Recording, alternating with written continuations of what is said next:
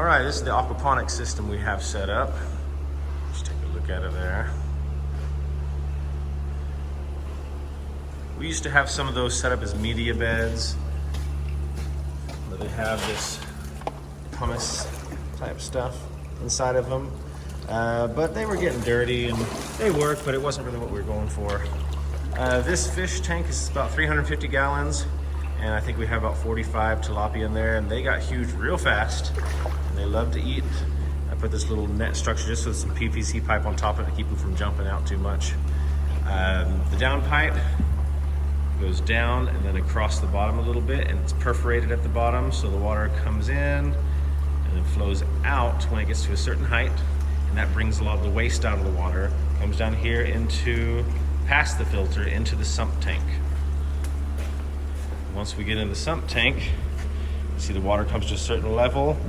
The pump, there's a pump down in there, takes it out and into the filter, and that separates the solids, which every morning we make a bucket and we pour this in our outdoor gardens or our trees, and it's the best fertilizer you could ever find. I swear by it.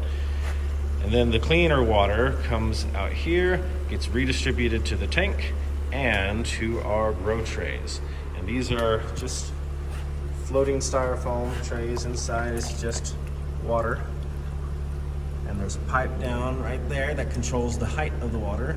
And anything that goes down those pipes comes back out through the drains underneath, back into the sump tank. And then it goes through the whole system again, because that removes or converts the nitrites and the nitrates or whatever, and takes out the ammonia and then gives it back to the fish.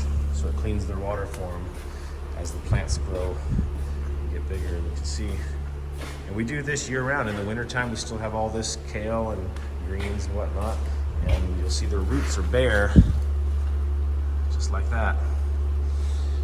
The water flows in through a separate system like that. And then we have two of these large LED grow lights on tracks. So one of them covers 3 trays, and the other one covers the other trays here.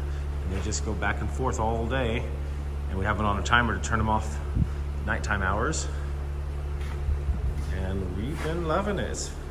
You just have to monitor your pH levels and whatnot, and clean up the sump tank every once in a while. You have to, instead of just washing out the backwashing the filter, you go in there every once in a while with a brush and clean different parts of it here.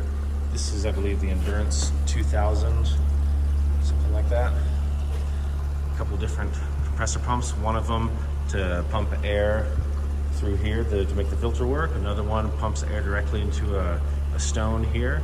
Oh yeah, with these ones, you also have to have a smaller air pump, because there's little air stones in each one of these. Whenever you have bare roots like that, straight into water, you get root rot if the water isn't hyper oxygenated. And so you pump air through.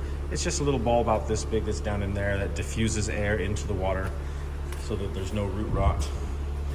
And as you can see, it's been working great.